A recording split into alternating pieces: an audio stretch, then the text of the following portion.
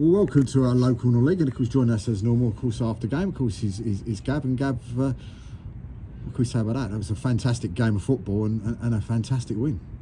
I have to pay credit to Hastings, if I'm honest, first of all, because not anything we didn't know and hadn't set up to do, and they cause you problems. Good side. You know, we've beaten a very good side here today, in my belief. Team that causes you problems, team that has to make you think about what you're doing and how you're going about it, especially out of possession. So, you know, fair credit to the lads today, and fair credit to the management team as well, because we've set ourselves up today. It wasn't vintage, you know. I'm not saying that, but actually, for me, it's one of the most. It's up there. It's up there because I think we've played a good side.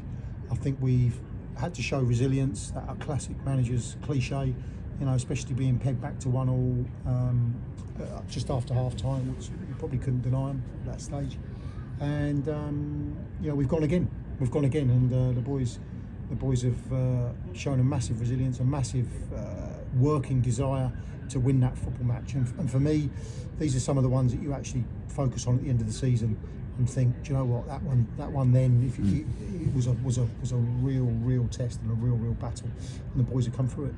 That's what we said upstairs. We said, like, you know, if someone would have come away at the end of it and gone, oh, it was a draw, you probably would have gone, okay, two great sides, you know, and two things. But what do you think the difference was? We upstairs, we thought maybe just the, you know, maybe just the finishing was possibly the difference. Well, it clearly is. I mean, you know, in the respect of that, you know, we scored the 3 and they haven't, but you know, Reece has kept us in the game with a couple of good stops early on. I thought he commanded his box really well today. But I also think the last sort of half an hour of that game, we were massively in the ascendancy in some respects, and always set to a little bit on the counter going that way. So I think, you know, I just think that they're a good side, and I think when you play good sides, you have to think about what you're doing. You have to have everything worked out, and it wasn't perfect. We had to go in there again at half time, tweak a few things. Well, that's what we're here for. That's what what Nursey's, and I said it last week, he sits there with his laptop and he's working out patterns, and he's you know, and Steve and Carl and Dino are worth their weight in gold to me, because they come up with solutions. So for me, I think it's up there. I think it's a really good win, for lots of different reasons. You know, we haven't passed them off the park. What we've done out there is a really efficient job. And staying in that sort of second place as well, and which is good. I know it's early days and it means nothing at the minute, but while we're still hanging around in that sort of area, it must be really good for you, the boys in there. You can tell by the way the boys come past, and you know, sort of big smiles on their faces, and the dressing room seems to be really buzzing. Yeah, you know, I think so. I think you know, the difference in the points. You know, you look at where Hastings were before kick-off. Had they won the game, then it's everything's, you know, Constantine and up. We've won the game, and it opens things up. So it's a big win from the point of view of Hastings, you know, from that concern. But also it just keeps us in there. It's another game that we've chalked off that maybe some haven't played today because of the trophy and maybe some postponements. So all of a sudden, then, you know, it's another 3 points that we put in the bank, and it puts the pressure on the people behind us, you know, trying to catch us up, because they've still got to do that work if they haven't played, of course. For Ollie Knight against today, I mean, I thought Ollie Knight was a little star out there today, battling away out there today. I mean, you might think different. I don't know. I mean, no, listen. We were up there talking and saying that we picked out 2 man of the matches today, and neither of them got it in the end. We thought Ollie Knight or Joshua Kocha, but you know, were the 2 for us. But I mean, well, look, so Ollie gives you work rate. That's a given. You know, I've managed Ollie for a few years, and he'll always give you that. I thought you look at his deliveries, and I've said to him, probably quite a little bit off today, especially from set pieces, in respective corners, a little bit too long. But what he did do was flip that over and then creates a finish, or produces a finish like that. So yeah, a good performance by him. You know, he's very pleased with his goal, and he deserves it. But as you say, I think Andrew just said to me that they had trouble picking man of the match, because so many people were on a level, the same similar sort of levels, and you know, I think that's probably about right. Yeah.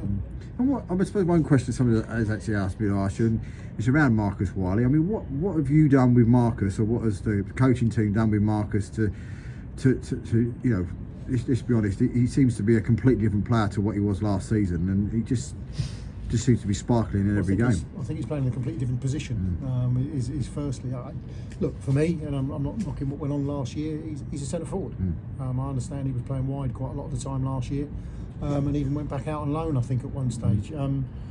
You know, from minute one that I came in, and I sat down and looked at a series of videos that the club had given me, because I was managing in a different league, so you know, not necessarily knowing too much about the Enfield side. It was clear to me that he was a centre forward that could play wide, not a wide player that could play centre forward. So I think when you've got the raw ability of pace, we looked at him in the first few training sessions and thought that probably he's the best finisher here. Well, you want him down the middle, and yeah, of course there's been a degree of work with him. John Nurse normally works with the centre forwards. It's John's forte, it's what he was. So we'll leave that area of the pitch to him. But it's a weekly thing with Marcus. We're always working with him, Reece, Sykesy, to improve their game. So I think there's not taking the raw ability from him and going, you know, go and play, be a free spirit. It's got pace, which is always a problem. But for me, I'm not surprised where we're at, because the first time that I looked at him, I thought this guy's a centre forward.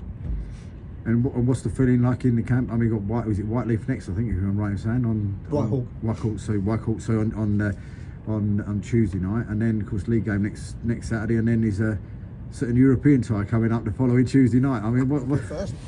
First for me anyway. Well, look, I mean, obviously they're really happy in there. But what I try not to let happen, and won't let happen, hopefully, is that we get complacent and these boys just remain grounded. Enjoy your win. You know, go up in the bar, speak to the supporters. It's all part of it. It's all part of being at this football club and how we want to run things and how it should be. But actually, you know, tomorrow, certainly from my point of view, I'm back, I'm reset, I'm looking at what we've got to do for Tuesday, and obviously we don't have a training session, so I rely on them looking after themselves over the next 48 hours, and then coming back strong on Tuesday, listening to what we want to do and resetting. And for me, complacency is something that cannot creep in. We're second in the league. It represents a good start to the season. That's it. Okay, at the moment, I might sound like a miserable sod, but it's not about that. To achieve something, you have to reset yourself, to reprogram yourself and go again, and that includes me, management team and the players, and we actually have to then refocus. It's gone, done our work today, it's now about the next one. And is it a case, I suppose, of you and John watching that video and then making a decision on whether you go with the same starting 11 for Tuesday night, or you bring in some fresh legs? Or well, there was always that consideration, because they've worked their socks off today. You know, there's two things really. It's going back and watching us is the first thing that we'll do, and understand where we can improve, or what we're doing, enhance what we're doing really well, or look at what we can improve on. And there's also looking at our opposition and understanding what they do really well and maybe what they don't do really well, and bringing that together in a very short space of time, and a 20-minute team talk in the dressing room on Tuesday night, because at non-league level, that's your lot basically.